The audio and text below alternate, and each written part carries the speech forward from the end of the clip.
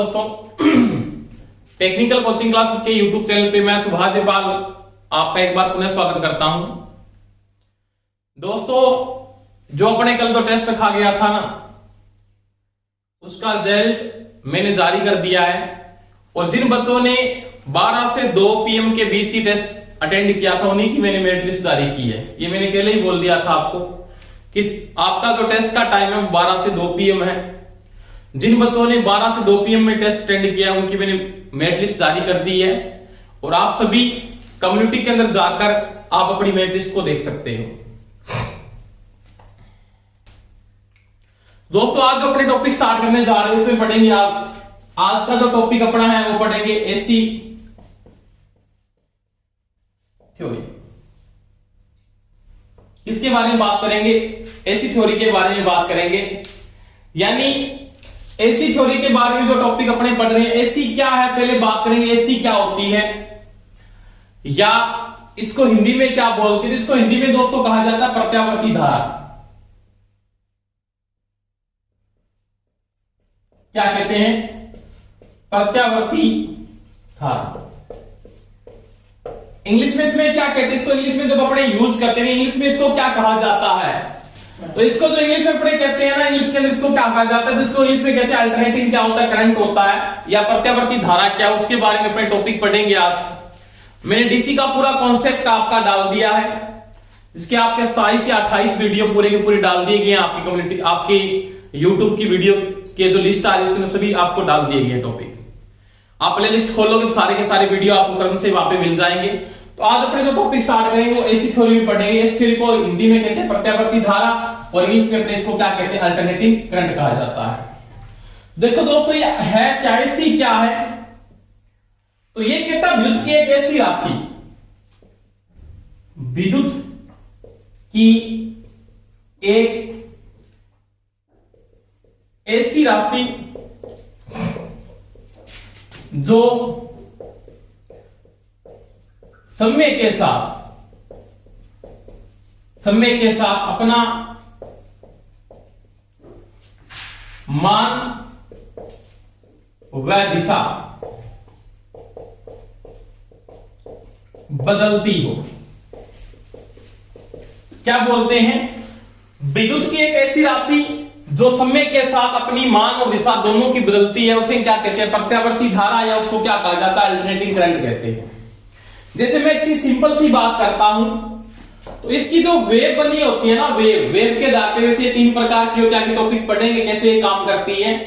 तो ये मैं एसी की अगर मैं बात करता हूं तो एसी किस प्रकार से मेंटेन होकर चलती है? एसी इस प्रकार से चलती है। इस समय यहां पे अपना इसका क्या चलता है? टाइम का मतलब क्या चलता है? समय चलता है। यहां पे इसका पॉजिटिव मान होता है, यहां पे नेगेटिव, यहां पे वैल्यू आपके पास क्या होती है? 0 होती है। तो देखो, ये इसकी इस प्रकार से वेव बनी होती है। इसको बोलते हैं अपने साइन वेव, या क्या बोलते हैं दोस्तों? ज्या तरंग कहते हैं। साइन वेव या इसको ज्या तरंग कहते हैं। आपका देखो दोस्तों, टाइम क्या हो रहा है? बदल रहा है। टाइम का मान यहां पे आपका चेंज होगा, जिसको मैं नोट भी करूंगा। टाइम की वैल्यू आप क्या लेके चल रहे हो, यानी इस ग्राफ के ऊपर आपका क्या चल रहा है? टाइम चल रहा है, यानी क्या चलता है? समय चलता है। समय के साथ इसका मान, यानी समय के साथ इसका मान क्या होता है? बदलता है। मान का मतलब स्टार्टिंग के समय इसकी वैल्यू की बात करता हूं, यहां पे मान है इतना, फिर टाइम चेंज हुआ, इसकी वैल्यू यहां पे है, फिर टाइम चेंज हुआ, आपकी वैल्यू क्या है? यहां पे है, फिर टाइम चेंज हुआ, वैल्यू फिर चेंज हुई, फिर टाइम चेंज हुआ, फिर इसकी वैल्यू क्या होती है? चेंज हो जाती है। इसका मतलब यहां पे जो इसका करंट जो फ्लो हो रहा था ना, वो किसमें फ्लो हो रहा था? पॉजिटिव में फ्लो हो रहा था, प्लस में फ्लो हो रही थी इसकी वेव। कुछ समय के बाद जब मान को नोट करता हूं, यहां पे इसकी जो वैल्यू फ्लो हो रही है वो किसमें फ्लो हो रही है? माइनस में फ्लो हो रही है। इसका मतलब दिशा भी क्या हो रही है? इसकी चेंज हो रही है। क्या हो रही है? चेंज। और दिशा के साथ फिर भी इसका क्या हो रहा है? मान भी क्या हो रहा है? बदल रहा है। तो वो ये कहता है विद्युत की एक ऐसी राशि जो समय के साथ अपना मान और दिशा दोनों ही क्या करती है? बदलती है। यानी मान भी चेंज हो रहा है, यानी इसके साथ तो ये वैल्यू आ रही है, ये जो वैल्यू आपकी आप यूज कर रहे हो, इसका ये क्या है? मान है। मान समय के साथ चेंज हो रहा है। साथ में दिशा यहां पे कौन सी थी? पॉजिटिव में बह रही है, यहां पे क्या बह रही है? नेगेटिव में बह रही है। और नेगेटिव के साथ भी अपना मान क्या कर रही है? ये चेंज कर रही है। तो उसे अपने क्या बोलते हैं दोस्तों? प्रत्यावर्ती धारा, या उसको क्या कहते हैं? अल्टरनेटिंग करंट कहते हैं।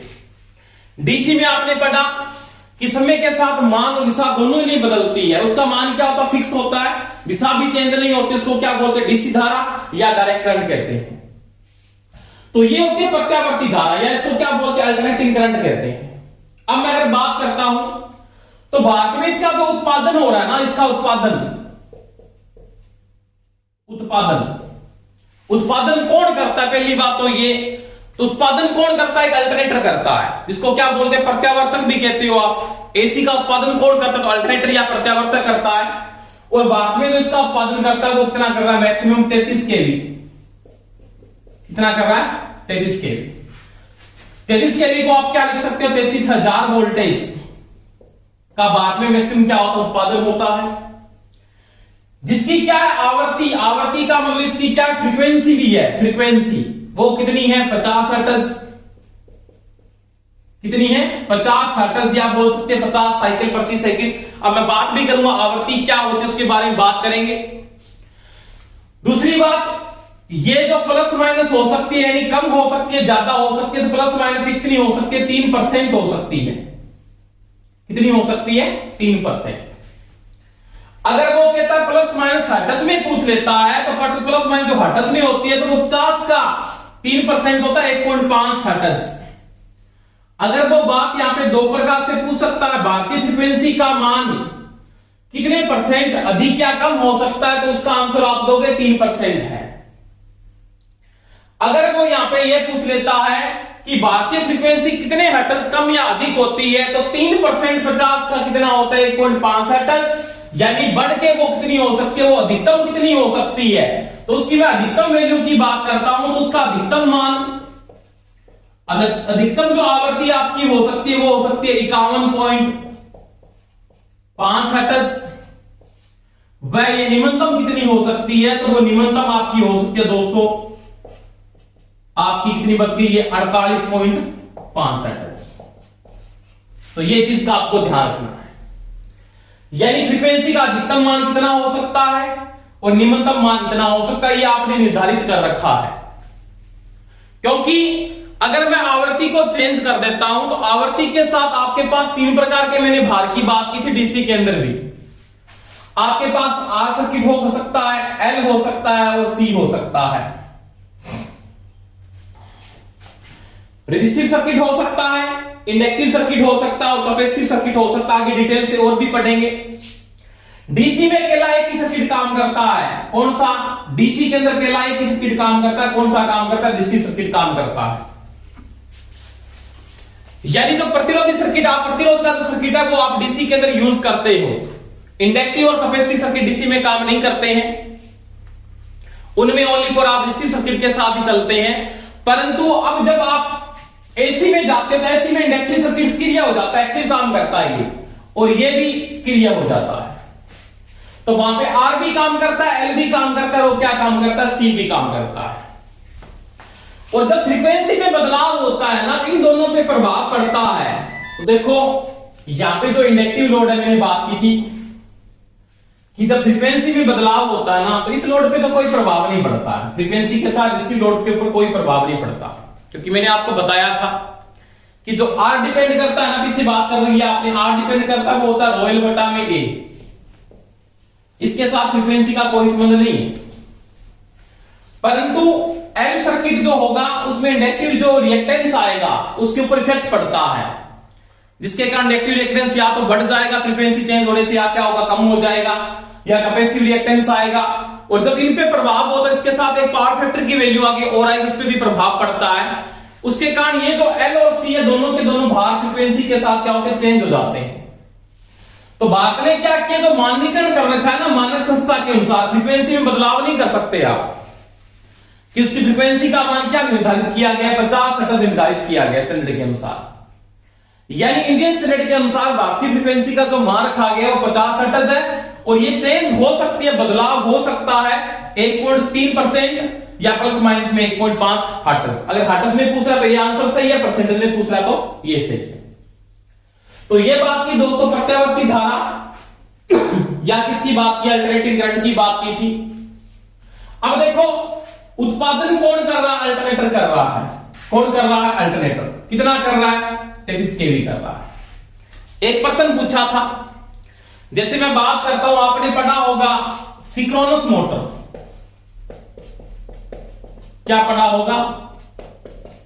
Synchronous motor. जैसे आपने पढ़ा है ना टॉपिक है, डीसी का जनरेटर डीसी की मोटर बन सकता है, डीसी का जनरेटर डीसी की मोटर बन सकता है। तो अल्टरनेटर यानी जो पैदा कर रहा है ये इलेक्ट्रिसिटी, उत्पादन जो कर रहा है, कौन उत्पादन कर रहा है? प्रत्यावर्तक, या इसको क्या बोलते हैं? अल्टरनेटर कहते हैं। अब वो एक प्रत्यावर्तक क्या बन सकता है? एसी की मोटर नहीं बन सकता, जैसे इंडक्शन मोटर नहीं बन सकता वो, तो वो कौन सी मोटर बन सकता है? तो वो सिंक्रोनस मोटर बन सकता है। इसको हिंदी में कहा जाता है तुल्यकालिक मोटर, सिंक्रोनस मोटर, जो अपनी सिंक्रोनस गति पे क्या करती है? घूमते रहे। एक बार प्रश्न ये पूछा था इसने, पावर ग्रिड में आया था एक बार प्रश्न, क्या पूछा था? सिंक्रोनस मोटर अधिकतम कितनी वोल्ट पे काम करती है? तो 32 केवी पे काम कर सकती है। जब आपके दो या दो से अधिक अल्टरनेटर आपस में सिंक्रोनाइजिंग होके चलते हैं, तो आपका जब लोड कम होता है तो किसी एक अल्टरनेटर को क्या करते हो? आप उससे लोड को शिफ्ट कर देते हो दूसरे के ऊपर, पूर्ण लोड। तो उस समय उसको बंद नहीं किया जाता, तो वो किसकी भांति काम करता? वो लाइन से क्या करेगा? सप्लाई लेगा। और वो किसकी भांति काम करेगा? उसकी प्राइम मूवर की शक्ति जैसी आपने हटा दी, वो कहता है अल्टरनेटर की प्राइम मूवर की शक्ति आपने हटा दी, एक प्रत्यावर्तक है, उसकी प्राइम मूवर की शक्ति आपने हटा दी, और वो सिंक्रोनाइजिंग होकर दूसरे अल्टरनेटर के साथ चल रहा है, तो उस अवस्था में वो किसकी भांति काम करता है? वो सिंक्रोनस मोटर की भांति क्या करेगा? काम करेगा। यानी वो घूमता रहेगा, वो लोड को मेंटेन नहीं करेगा, परंतु वो क्या करेगा? लाइन से अब क्या करेगा? सप्लाई लेगा और अपने को क्या देगा? यांत्रिक ऊर्जा देगा। तो ध्यान रख लेना, सिंक्रोनस मोटर अधिकतम कितनी वोल्टेज पे काम कर सकता है? 33 केवी पे काम कर सकता है, ये ध्यान रख लेना। और अल्टरनेटर अधिकतम कितनी वोल्टेज पैदा कर सकता है? 33 केवी पैदा कर सकता है। तो ये मैंने उत्पादन की बात की, नॉर्मल बात की, एसी की मैंने बात समझा दी आपको। विद्युत की एक ऐसी राशि जो समय के साथ अपनी मान और दिशा दोनों क्या करता है? बदलता है, उसको प्रत्यावर्ती धारा या अल्टरनेटिंग करंट कहा जाता है। अब देखो इसका जो उत्पादन हो रहा है वो किस प्रकार से हो रहा है, मैं उसकी बात करता हूं। देखो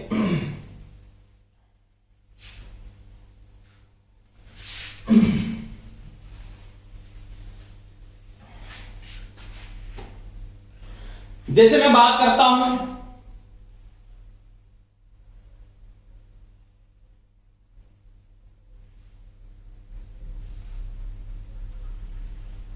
आपके पास ये दो मैग्नेट है, यहां पे एन पोल बना हुआ है और यहां पे क्या है? एस पोल है। ये मेरे पास है, कोई भी मैं वेव को मेंटेन कर रहा हूं, जैसे मेरे पास एक साइन वेव है जिसको बोलते हैं हिंदी में ज्या तरंग कहा जाता है इसको।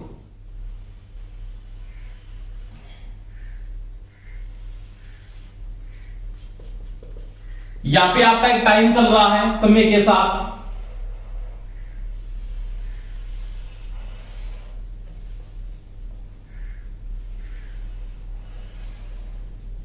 ये साइन वेव मान लिया, इस प्रकार से एक वेव बनी हुई है। ये पॉजिटिव है और ये नेगेटिव है, यहां पे वैल्यू आपके पास क्या आ रही है? 0 आ रही है। इसकी बात करके देखो, अब देखो इसके बीच में मैंने क्या कर दिया? एक चालक को स्थापित कर दिया। चालक है, चालक का लूप है मान लिया।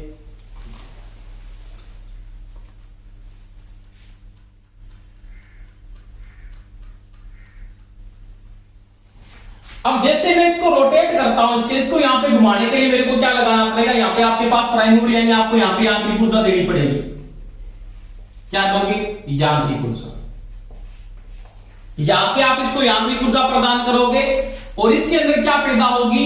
यहां पे इलेक्ट्रिकल एनर्जी पैदा होगी, इलेक्ट्रिकल एनर्जी। यांत्रिक ऊर्जा की इलेक्ट्रिकल एनर्जी में चेंज करते हैं, इसको अपने क्या बोलते हैं? अल्टरनेटर कहते हैं। और इसमें धारा कौन सी पैदा होगी? एसी। कौन सी पैदा होगी? एसी। तो यहां पे वैज्ञानिक का उसका नियम लागू होता है, माइकल फेराडे का विद्युत चुंबकीय प्रेरण का। कौन सा नियम लागू होता है? इलेक्ट्रोमैग्नेटिक इंडक्शन, विद्युत चुंबकीय प्रेरण का। उसके अनुसार वो क्या बोलता है कि E equal to B maximum BLB sine theta. क्या होता है? BLB साइन थीटा होता है। दोस्तों बात करेंगे B क्या है? B फ्लक्स घनत्व होता है, L क्या होती है? चालक की लंबाई होती है, V क्या होता है? वेग होता है, साइन थीटा क्या होता है? चालक और फ्लक्स के बीच बढ़ने वाला कोण। चालक और चुंबकीय रेखाओं के बीच बढ़ने वाला कोण। अब यहां पे जो ये वैल्यू पैदा होती है ना, ये इसी का कौन सा मान होता है, ये 41 वैल्यू होती है, इसको तत्कालिक मान कहा जाता है। कौन सा मान पैदा होता है, तत्कालिक मान। तत्कालिक मान, तत्कालिक मान क्या, आगे पूरी डिटेल से बात करेंगे। एसी का वह मान समय के साथ यानी तुरंत प्रभाव से लिया गया मान, ये मान नोट कर लिया, ये नोट किया, ये नोट किया, ये नोट किया, ये नोट किया, ये नोट किया, ये किया, ये किया, ये किया, ये इसका तत्कालिक मान, तुरंत प्रभाव से कोई मान को नोट किया आपने। और वो मान किसके बराबर होता है, तो वो होता है B maximum sine omega T. ये एसी का तत्कालिक मान है, किससे पैदा होता है, इससे पैदा होता है बीएलबी साइन थीटा। बी क्या है, बी बराबर आगे पढ़ेंगे, बी बराबर 5/a होता है। अगर मैक्सिमम ले रहे तो यहां पे भी क्या लेना पड़ेगा, मैक्सिमम फ्लक्स घनत्व। इकाई क्षेत्रफल में उत्पन्न होने वाला चुंबकीय फ्लक्स क्या कहलाता है, फ्लक्स घनत्व कहलाता है। इसका मात्रक वेबर प्रति मीटर स्क्वायर और क्या होता है, टेस्ला भी होता है। ऐसा ही मात्रक क्या यूज करते हैं, टेस्ला यूज किया जाता है। एल क्या है, चालक की लंबाई मीटर में आएगी। वी क्या है, वेग, घुमाया जा रहा है मीटर प्रति सेकंड में। साइन थीटा चुंबकीय बल रेखा ये चल रही है ऐसे, और चालक के बीच बढ़ने वाला कोण। अब देखो, अब मैं ये बात कर रहा हूं कि इसका तो ये मान है समय के साथ चेंज हो रहा है, यहां पे पॉजिटिव आ रहा है, यहां पे क्या आ रहा है, नेगेटिव आ रहा है। तो ये क्या होगा, एक केंद्र बिंदु के चारों ओर क्या करता है, रोटेशन में आता है, एक सेंटर बिंदु होगा, उसके चारों ओर ये चालक क्या करता है, घूमता है, और उसके अनुसार अपने पास जो वोल्टेज पैदा होते हैं तत्कालिक मान बी मैक्सिमम क्या है, तो इसको बोलते हैं शिखर मान। क्या बोलते हैं, शिखर मान। साइन थीटा क्या है, चालक और फ्लक्स के बीच बढ़ने वाला कोण। ओमेगा टी, ओमेगा टी क्या है, कोणीय आवृत्ति। कोणीय आवृत्ति किसमें आएगी, रेडियन प्रति सेकंड। आगे बात करेंगे कोणीय आवृत्ति क्या होती है, एंगुलर फ्रीक्वेंसी कहते हैं इसको। टी क्या है, टाइम यानी समय, किसमें आएगा, सेकंड के अंदर। तो ये क्या है, तत्कालिक मान है। क्या बोलते हैं, तत्कालिक मान। अब देखो, अगर मैं इसके ग्राफ की मैं बात करता हूं तो ये इसका एंगल ऐसे बना होता है, ये ऐसे, ये इसको दो भागों में बांटता है। इसका ये सेंटर बिंदु है, ये केंद्र, इसके चारों ये घूमता है, ये तो चालक घूम रहा है ना, इस सेंटर के चारों ऐसे रोटेशन में आएगा। जैसे मैं कहता हूं कोई भी कंडक्टर आपका घूम रहा है, वो इस दिशा में ऐसे रोटेशन में आ रहा है, ऐसे घूम रहा है, मान लिया इसको ऐसे घुमा दिया मैंने। स्टार्टिंग के समय आपका एंगल क्या है, चालक और फ्लक्स के बीच में जो एंगल बढ़ रहा है वो 0 डिग्री का है, और साइन 0 डिग्री का मान सभी को पता है क्या होता है दोस्तों, साइन 0 डिग्री का मान 0 होता है। तो कोई वोल्टेज पैदा नहीं होती जब आपका चालक क्या स्थिर है। अब जैसे ये घूमता है तो ये क्या करेगा, इस बलरेखा के साथ कोई भी एक एंगल बनाता है, ऐसे एंगल बनाता है, ये एंगल, ये थीटा, ये थीटा एंगल। अब ये थीटा एंगल का जो मान है, उस थीटा एंगल के साथ इसकी वैल्यू बढ़ती जाएगी, क्योंकि साइन का जो मान बढ़ता है, जैसे नोट करते हैं, sine 0 degree, 30 degree, 45 degree, 60 degree और 90 डिग्री। साइन 0 का मान 0 होता है, साइन 30 का मान 1/2, इसका मान 1/√2, इसका √3/2, इसका क्या होता है, 1 होता है। जैसे जैसे साइन का मान बढ़ेगा, साइन का एंगल का मान बढ़ेगा, उसी प्रकार से इसका मान भी क्या होता है, बढ़ता जाता है। जब ये अपने मैक्सिमम कोण पे चला जाता है, यहां पे चला जाता है, उस समय साइन 90 पे इसकी वैल्यू क्या, घूम के जाना चाहिए चालक ऐसे। ये चालक का लूप था, ये घूम के इसका बिल्कुल ऐसे सामने आ जाता है, तो 90 डिग्री का जब कोण करेगा तो कोण, तो ये जो एंगल बन रहा है इस प्रकार से, ये एंगल, ये 90 डिग्री का एंगल बन रहा है, उस समय आपकी वोल्टेज का मान ये क्या होता है, मैक्सिमम। और ये आपने लिखा है बी मैक्सिमम, शिखर मान है यहां पे, ये बी मैक्सिमम है आपका, ये आपकी शिखर वोल्टेज पैदा हो रही है। अब देखो 90 से जब मान गिरता है साइन का, तो साइन 90 से जब इसका मान गिरता है, तो इस मान के साथ इसकी वैल्यू भी उल्टी दिशा में गिरनी शुरू हो जाती है। वापिस इसका एंगल क्या होगा, गिरेगा मान, इसके बाद 90 के बाद मान 120 आ गया, 150 आ गया, वापिस क्या आ गया, 180 डिग्री आ गया। और जब ये 180 डिग्री पर पहुंचता है यहाँ पे तो साइन 120 का जो मान होता है ना, सॉरी साइन 180 का जो मान होता है वो 0 डिग्री के क्या होता है, बराबर होता है। साइन 180 डिग्री बराबर भी क्या होता है, 0 होता है। तो वैल्यू आपके पास क्या आ जाती है, 0 आ जाती है। फिर आपका मान बढ़ा 180 से, मान लिया यहाँ पे जो एंगल, इस जो ये एंगल यहाँ पे इस प्रकार से जो पूरा एंगल बना है, ये 180 डिग्री जब प्लस होना शुरू हो जाता है तो साइन थीटा का मान किस में आ जाता है दोस्तों, साइन थीटा का मान माइनस में आना शुरू हो जाता है। यानी साइन का जो मान आएगा वो नेगेटिव में आएगा 180 डिग्री के बाद। जब आपका एंगल 180 डिग्री से बाद बढ़ेगा तो साइन थीटा का मान किस में आएगा, नेगेटिव में आएगा, तो इसकी वैल्यू नेगेटिव में शुरू हो जाती है। तो ये एंगल किस में आएगा, नेगेटिव, उसके बाद ये 270 डिग्री, इसके बाद फिर एंगल बढ़ा, फिर एंगल वापस घूम के कितने डिग्री का हो गया, 360 डिग्री का। उस प्रकार जिस प्रकार इसका मान चेंज हो रहा है, ऐसे मान चेंज हो रहा है, साइन थीटा का जो मान चेंज हो रहा है, उसी प्रकार से इस वेव का मान क्या हो रहा है, बदल रहा है। यानी यहाँ पे जो एंगल है आपके पास 270 डिग्री,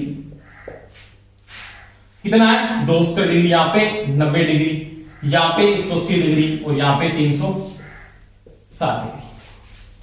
तो वही बात ऐसी की मैं अगर बात कर रहा हूं तो वो एक चालक को जब घुमाओगे ना, E = BLB sin theta Michael Faraday से जो वैल्यू पैदा होती है वो तत्कालिक मान पैदा होता है, और वो किसके बराबर होता है, B maximum sin omega t के बराबर होता है।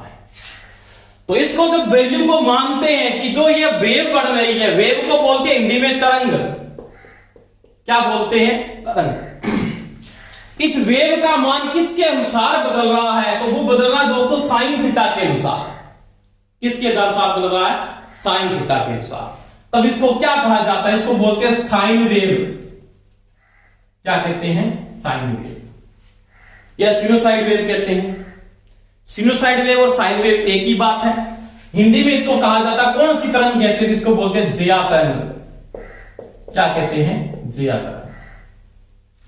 तो ये ज्या तरंग पैदा होती है, इसके अनुसार मैं बोलता हूं ऐसी बनती है, इसको बोलते हैं ज्या तरंग। अब इसका ज्या तरंग है, इसको बाद में क्या बोल दिया जाता है, इसको नाम बोलते हैं फेज। क्या बोलते हैं, फेज। अब मैं बात करूंगा कि आपका फेज क्या है, किसकी बात करेंगे, फेज। फेज शब्द इसको क्यों दिया गया, इसको फेज क्यों कहते हैं, फेज को हिंदी में कहा जाता है दोस्तों कला। आपने घर पे कभी बोला है क्या कि सिंगल फेस सप्लाई आ रही है, आप बोलते सिंगल फेस आ गई थी, क्योंकि आप अंग्रेज ज्यादा हो यहां पढ़े, क्योंकि आप हिंदी को तो यूज ही नहीं करते, किसी को पता ही नहीं ना कि फेस को हिंदी में क्या बोलते हैं। हिंदी में कला कहते हैं इसको, एकल कला, तीन कला। भारत में मैक्सिमम कितनी कला पैदा होती है, तुम्हें पता, 3 कला पैदा होती है, इसको बड़े 3 फेज कहते हैं। तो हिंदी में फेज को कला कहा जाता है। फेज क्या होता है, तो कोई भी विद्युत राशि समय के साथ बदलते हुए मान के साथ चलना है, यानी बदलते हुए मान के साथ चलना है, उसको क्या कहते हैं, फेज कहा जाता है। तो इसको बोलते हैं फेज, या क्या बोलते हैं, कला कहते हैं। और ये बदलते हुए मान के साथ क्या हो रही है, चल रही है, किसके मान के साथ चल रही है, तत्कालिक मान के साथ चलती है। तो ये दोस्तों मैंने बात की ऐसी की नॉर्मल बातें थी। इसको साइन वेव क्या है, ज्या तरंग क्या है, इसका मान किसके अनुसार चेंज होता है और ये किसके अनुसार पैदा होती है, और कौन सा मान इसके अनुसार बनाया जाता है, तो उसको तत्कालिक मान कहते हैं। उसके बराबर Bm sin ओमेगा t भी होता है। ओमेगा क्या होती है, मैं बात करूंगा, एंगुलर फ्रीक्वेंसी होती है, कोणीय आवृत्ति होती है, यानी कोई भी ऐसी राशि की कुल कितने डिग्री का एंगल पूरा कर रहा है, वह उसकी कोणीय आवृत्ति की बात करेंगे। पहले आवृत्ति बताऊंगा, उसके बाद पढ़ेंगे कोणीय आवृत्ति क्या है। तो ये मैंने बात की यहां पे कि फेज क्या है, कोई भी ऐसी राशि समय के साथ बदलते हुए मान के साथ चलना, उसको क्या कहा जाता है, फेज या कला कहा जाता है। भारत में मैक्सिमम 3 कला पैदा होती है। कितनी पैदा होती है, 3 कला पैदा होती है, जिसकी अधिकतम वोल्टेज पर उत्पादन मैंने बताई 33 केवी होती है, 50 हर्ट्ज है, ±3% है। हर्ट्ज में पूछेगा तो 1.5 हर्ट्ज है। इसके बाद देखो दोस्तों, बात करेंगे टॉपिक की।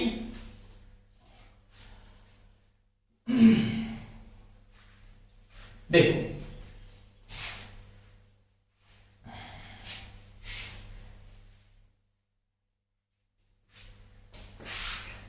इसके बाद मैं बात करता हूं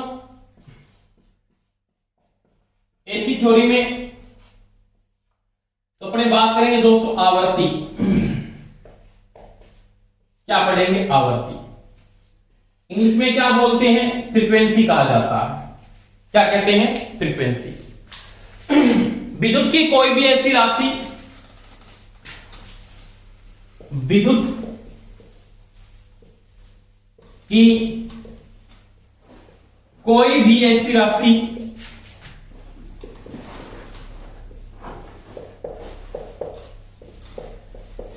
जो अपने 1 सेकंड के समय में, 1 सेकंड के समय में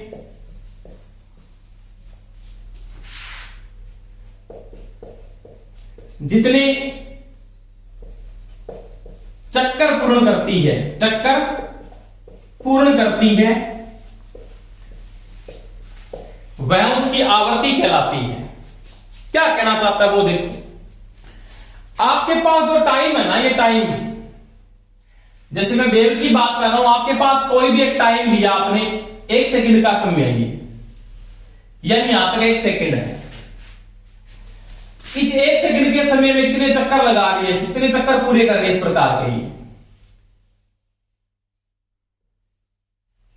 यानी कितने चक्कर पूरे कर रही है, वह उसकी क्या कहलाती है, तो उसकी वह आवर्ती कहलाती है, यानी इसको क्या बोलते हैं, फ्रीक्वेंसी कहते हैं। कितने चक्कर पूरे कर रही है, जैसे मैंने बात की थी अभी यहां पे,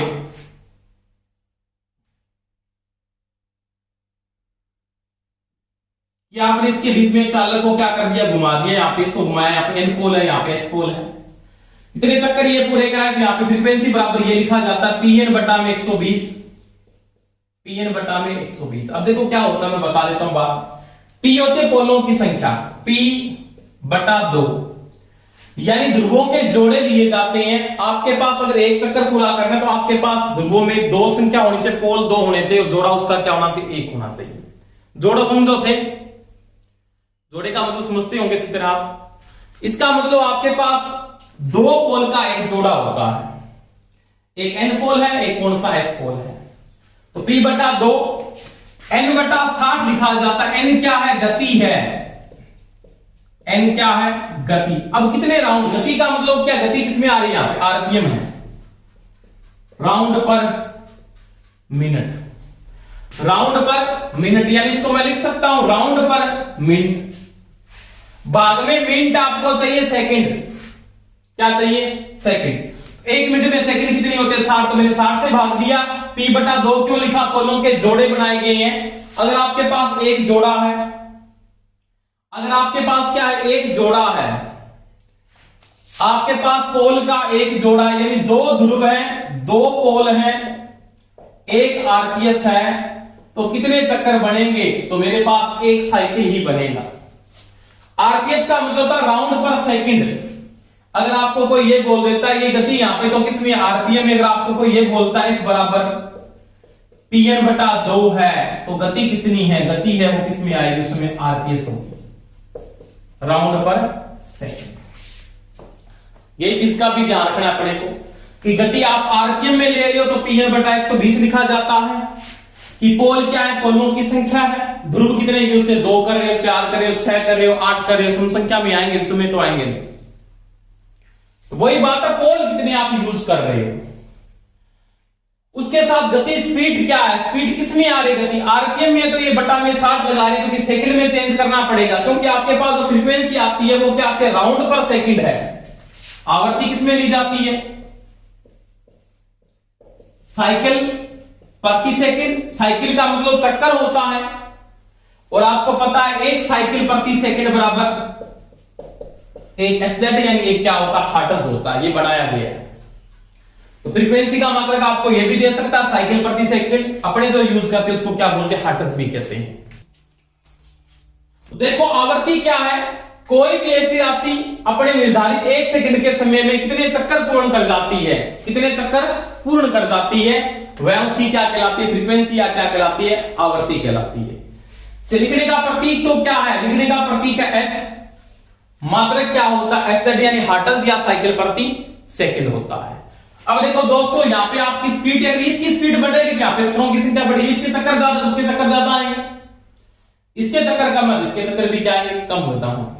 तो वही बात है, गति आपकी आरपीएम में आ रही है तो आप लिखोगे Pn बटा 120 लिखा जाता है, और गति अगर आपकी आरपीएस आ रही है तो आप क्या लिखोगे, P/2 लिखो।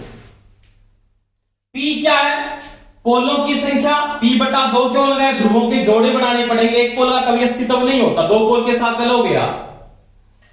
वही बात, अगर पोलों की संख्या बढ़ेगी तो मेरे पास यहां पे आवृत्ति भी क्या होगी, बढ़ेगी। तो वही बात होगी यहां पे। एक बार प्रश्न ऐसे भी आ जाता है कि एक अल्टरनेटर क्या कर रहा है, गति अपनी मेंटेन करके चल रहा है, यानी नॉर्मल सी बात है। एक अल्टरनेटर रनिंग अवस्था में है, क्या बोलता है, रनिंग अवस्था में है, और आपको आवृत्ति को बदलना है। फ्रीक्वेंसी को बदलने के लिए आपके पास दो इलाज है, या तो पोलों की संख्या बदल दो या गति बदल दो। परंतु जब रनिंग अवस्था में होता है ना, वो रनिंग का मतलब वो चल रहा है, वो चलायमान है, एक अल्टरनेटर चलायमान है, इसका मतलब वो काम कर रहा है, और आपको आवृत्ति को बदलना है। तो फिर क्या करोगे आप, चलती अवस्था में क्या आप पोल डाल सकते हो, अल्टरनेटर में वाइंडिंग कर दोगे, चलती में पोल डाल दोगे, नहीं डाल सकते आप। तो जब वो रनिंग अवस्था में होता है तो आपको आवृत्ति को बदलने के लिए आप क्या करोगे, यहां पे जो प्राइम मूवर लगा हुआ है, प्राइम मूवर को हिंदी में कहा जाता है मूल गति उत्पादक यंत्र। यहां पे जो प्राइम मूवर लगा हुआ है उसकी गति को आप कम या अधिक करके आप फ्रीक्वेंसी को बदल सकते हो। ऐसे नहीं कि आप पोल चेंज कर, तो रनिंग अवस्था में पोल चेंज नहीं हो सकते, परंतु आप बोलते हो कि आप आवृत्ति को बदल सकते हैं। सीधा प्रश्न आता है तो पोलों की संख्या बदलकर गति को बदल के फ्रीक्वेंसी को बदल सकता हूं, परंतु वो चलायमान है या रनिंग अवस्था में है तो आप ओनली फॉर गति को चेंज करके ही फ्रीक्वेंसी को बदल सकते हैं। तो ये बात मैंने दोस्तों किसकी बात की, आवृत्ति की बात की। इसके बाद देखो नेक्स्ट टॉपिक पे बात करते हैं। तो ये दोस्तों अपने आवृत्ति की बात की। इसके बाद देखो अगले टॉपिक पे बात करते हैं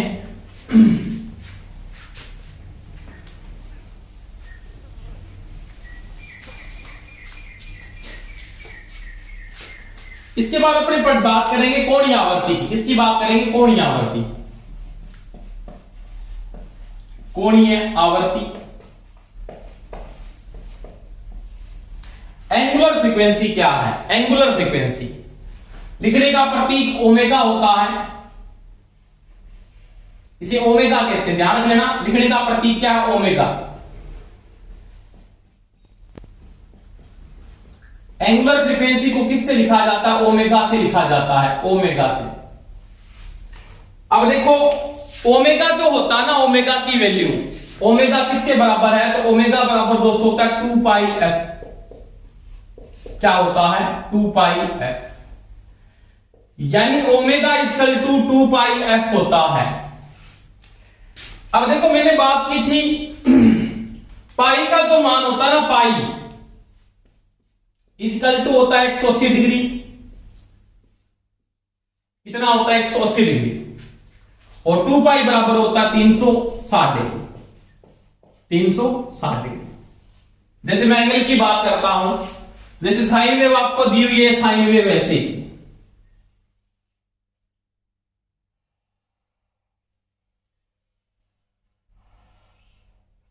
यहां पे टाइम चल रहा आपका समय है, यहां पे 0, इस समय क्या ये पाई पर है, ये 2 पाई पर है, यहां पे मान पाई बटा 2, और यहां पे क्या होगा 3 पाई बटा में 2। देखो पाई का मान 90 डिग्री, यानी 180 बटा में 2 इक्वल टू 90 डिग्री, यानी यहां पे 90 डिग्री की वैल्यू है, 180 डिग्री हो गया। यहां पे 200 डिग्री का मतलब होता है 3 इंटू 180 बटा में आपके पास क्या आ रहा है 2, तो ये कितना हो गया 90, और 9 दिया 27, 270 डिग्री। तो ये इसका क्या एंगल है, ये तो इसका क्या है एंगल, 2 पाई, एक चक्कर का एंगल है। कितना है, एक चक्कर का एंगल है। अगर मैं चक्रों की संख्या बढ़ाऊंगा तो आपकी कोणीय आवृत्ति भी क्या होगी, उसका एंगल भी क्या होगा, बढ़ेगा। यानी एक चक्कर के एंगल को अगर फ्रीक्वेंसी के साथ गुणा कर दे, यानी आपके पास एक साइकिल के कोण को आवृत्ति के साथ गुणा कर दें, तो आपको क्या मिलेगी, उसकी कुल कोणीय आवर्ती मिलती है, कुल कोणीय आवर्ती मिलती है।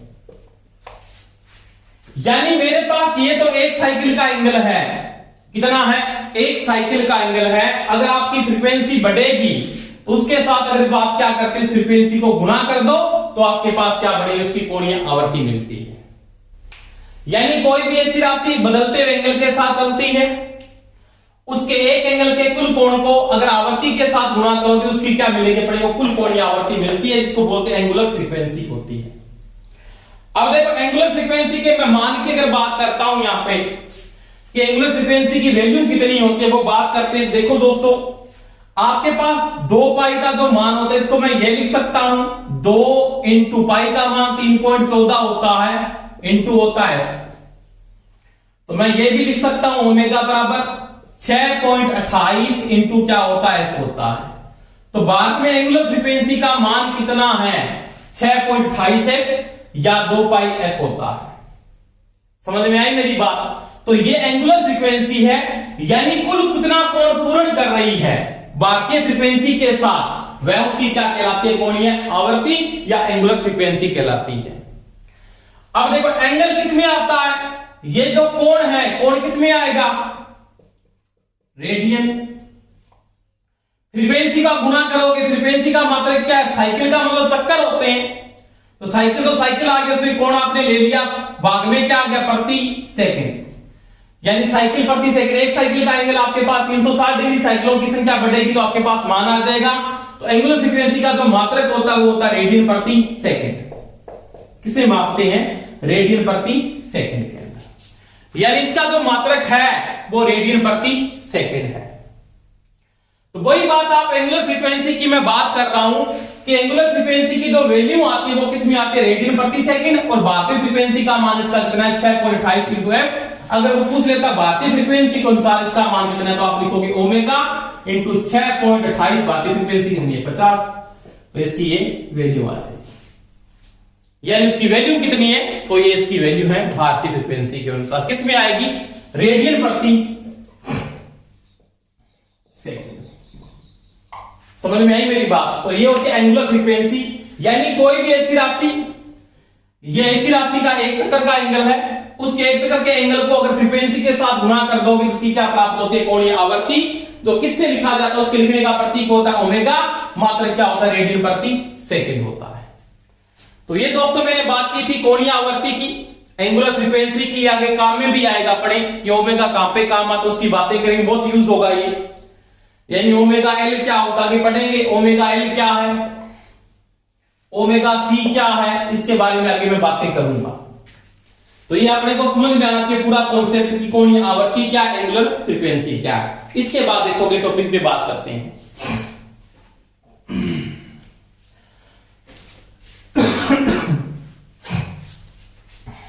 इसके बाद पढ़ेंगे आवर्तकाल।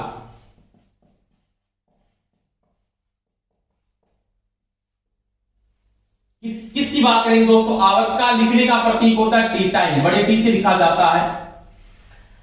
आवर्त का मतलब क्या होता है, चक्कर। काल का मतलब होता है समय। कहते हैं काल, कौन सा काल चल रहा है, भूतकाल, भविष्य काल और वर्तमान काल। अब कौन सा चल रहा है, वर्तमान काल। कौन चल रहा है, वर्तमान काल। तो वही बात है यहां पे, काल का मतलब होता है समय, आवर्त का मतलब होता है चक्कर। अब क्या कहता है कि आपके पास ये साइकिल है, ये भारतीय फ्रीक्वेंसी चल रही है ऐसे, ये इसकी वेव है जिसको बोलते हैं ज्या तरंग या साइन वेव, ये वेव है। ये अपने 1 सेकंड में 50 चक्कर पूरे करे, इसका ये टाइम चल रहा है। अब क्या कहता है, ये यहां से चलती है और यहां तक इसका क्या एक चक्कर है, 0 डिग्री से चली 2 पाई तक इसने अपना कोण क्या कर लिया, पूर्ण कर लिया।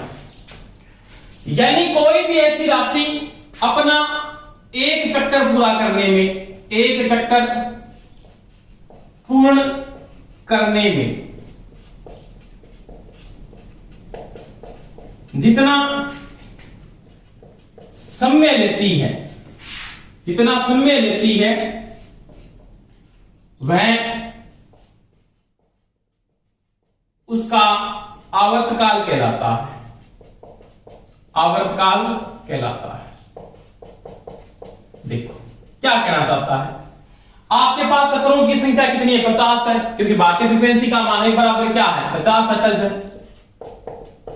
या 50 साइकिल प्रति क्या है, सेकंड है, 50 साइकिल प्रति सेकंड है। आपको एक सेकंड का समय निकालना है, इसको मैं ये भी लिख सकता हूं ना, 50 साइकिल प्रति सेकंड, प्रति का मतलब भाग में है ये।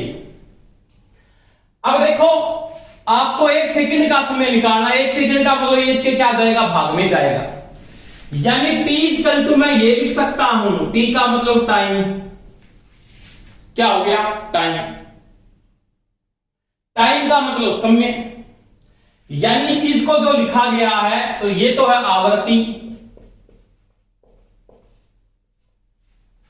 इसका मात्रक आपने क्या लिखा है, तो वो लिखा है चक्कर प्रति सेकंड, यानी एक सेकंड का मतलब टाइम, ये टाइम आप ले रहे। अब आपको क्या निकालना है, आपको निकालना है एक सेकंड का समय, इसको मैं ये भी लिख सकता हूं ना, आवृत्ति कितना गुना करोगे, सेकंड बराबर चक्कर।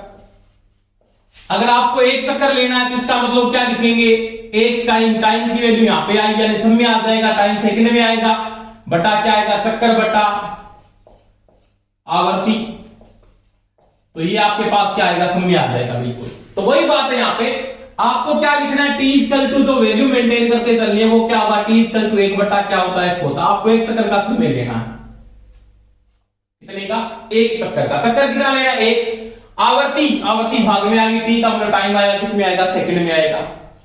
तो कोई भी ऐसी राशि अपना एक चक्कर पूरा करने में जितना समय लेती है वह उसकी क्या कहलाती है, आवर्तकाल, या उसको बोलते हैं पीरियड। यानी कोई भी ऐसी राशि अपना एक चक्कर पूरा करने में जितना समय ले रही है उसको क्या बोलते हैं, आवर्तकाल कहा जाता है। देखो आवर्तकाल का मात्रक क्या होगा, तो वो तो किसमें आएगा, सेकंड में आएगा, समय किसमें आता है, सेकंड में आता है। अब मैं भारतीय फ्रीक्वेंसी के अनुसार बात करता हूं कि भारतीय फ्रीक्वेंसी के अनुसार आवर्तकाल का मान क्या है। तो भारतीय फ्रीक्वेंसी का मान कितना सभी को पता है, 50 हर्ट्ज। तो भारत में जो आवर्तकाल का मान है वो 1/50 सेकेंड, यानी 1/50 सेकेंड, यानी भारतीय आवर्तकाल है ना वो कितना है, 1/50 सेकेंड। इसको लिख सकते हो 0.02 सेकेंड, या दोस्तों 20 मिली सेकेंड भी होता है। यानी कोई भी ऐसी राशि अपना एक चक्कर पूरा करने में, यहां से चलकर यहां तक अपना चक्कर पूरा करने में इतना ये टाइम ले गया, यानी ये यहां से स्टार्ट हुई और यहां तक पहुंचने में इसको कितना समय लगा, ये उसको क्या बोलते हैं, आवर्तकाल, या क्या बोलते हैं उसको, पीरियड कहा जाता है। तो ये होता आवर्तकाल, जिसे लिखने का प्रतीक होता है टी। मात्रक क्या होता है, आपके पास सेकंड आता है, क्या आता है, सेकंड। अब देखो भारतीय फ्रीक्वेंसी के अनुसार इसका जो आवर्तकाल 1/50 सेकंड दे सकता है, या 0.02 सेकंड दे सकता है, या वो लिख सकता है 20 मिली सेकंड भी लिख सकता है। अब देखो इसका क्वेश्चन किस प्रकार से पूछ लेता, बहुत बार प्रश्न आता है इसका। जैसे इसको प्रश्न दे दिया ऐसे कि आपको आवर्तकाल दिया है, फ्रीक्वेंसी पूछ सकता है, फ्रीक्वेंसी दी है, आवर्तकाल पूछ सकता है। जैसे आपको प्रश्न देते, नॉर्मल प्रश्न की मैं बात करता हूं कि फ्रीक्वेंसी का मान 100 हर्ट्ज है, इसका आवर्तकाल निकालो। या कहता है फ्रीक्वेंसी का मान 25 हर्ट्ज है, इसका आवर्तकाल निकालो। तो इसका आवर्तकाल निकालो तो t बराबर क्या लिखोगे, 1/f। एक सेकंड का निकालना है तो क्या लिखोगे, 1/100, 0.01 सेकंड इसका आवर्तकाल ये है, या 10 मिली सेकंड। इसका निकालेंगे तो क्या आएगा, आवर्तकाल 1/25, 0.04 सेकंड, ये निकाल, कोई समस्या नहीं है। पर तो ये बिल्कुल नॉर्मल पर्सन है, इस प्रकार का प्रश्न पूछेगा तो वो आपके राइट होंगे, कोई समस्या नहीं है। तो पर्सन इस प्रकार से पूछ लेता है, जैसे ये प्रश्न दे दिया, मान लिया ये दे दिया, मेरे को वेव दिखा देता है, वेव बना दीजिए।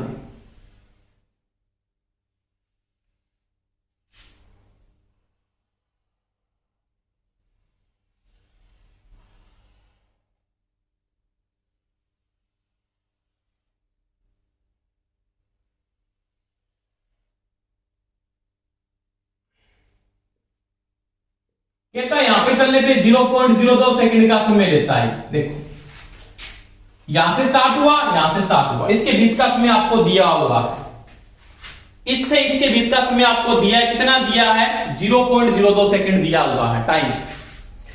क्या दिखाएगी वेव की आवृत्ति क्या है ज्ञात, इसकी आवृत्ति ज्ञात है, इस वेव की आवृत्ति क्या है, फ्रीक्वेंसी क्या है वो आपको ज्ञात करनी है, यानी इसकी फ्रीक्वेंसी का मान क्या है ज्ञात करना है। तो कोई समस्या नहीं है, आपने पढ़ा है T = 1/f होता है, क्या होता है 1/f, और एक बराबर में ये भी लिख सकता हूं 1/t। जब अपने को 1 सेकंड का टाइम दिया हो ना तो ऊपर आपको 1 लगाना है, मेरे को 1 सेकंड का टाइम नहीं दिया, अब आप इसको ऐसे नहीं लिख सकते, बराबर आप ऐसे लिख दो 1/0.02, नहीं ये गलत है, ऐसे नहीं होगा, क्योंकि जब 1 सेकंड का टाइम दिया है तो आप लिख सकते हो 1/0.02। आपको चक्कर कितना दिया है, चक्कर को नोट करना आपको, ये यहां से लेके यहां तक चक्कर कितना है, देखो यहां से लेके यहां तक चक्कर आपके पास 1/4 है, यहां से लेके यहां तक भी कितना 1/4 है, ये चौथाई है ना, क्या बोलते हैं चौथाई, चौथाई के कई नाम आए, क्वार्टरेज, चतुर्थांश, 1/4, क्वार्टरेज, क्वार्टर समझोगे, क्वार्टरेज का मतलब क्या, चौथा भाग। तो वही बात है यहां पे, ये यहां से लेके यहां तक की वैल्यू चौथाई और 1/4, इसका मतलब 1/4 प्लस 1/4 होता है 1/2 चक्कर का टाइम दिया है। तो दोस्तों अब पूरा 1 नहीं लगा के आप क्या लगेंगे 1/2 ही लगाएंगे, जितना चक्कर दिया उतने ऊपर लगाएंगे 1/2, टाइम कितना है 0.02। अब हल कर दो उत्तर आ जाएगा 1/2 × 0.02, इस पॉइंट को टाके पर लगा दो 100, तो ये 100/4, इस वेव की फ्रीक्वेंसी है 25 हर्ट्ज, कितनी है 25 हर्ट्ज। तो ये क्वेश्चन मैं हल कर दूंगा, इस वेव की जो फ्रीक्वेंसी का मान है वो कितना है 25 हर्ट्ज। जैसे आपको क्वेश्चन एक और दे दिया, मान लिया क्वेश्चन दिया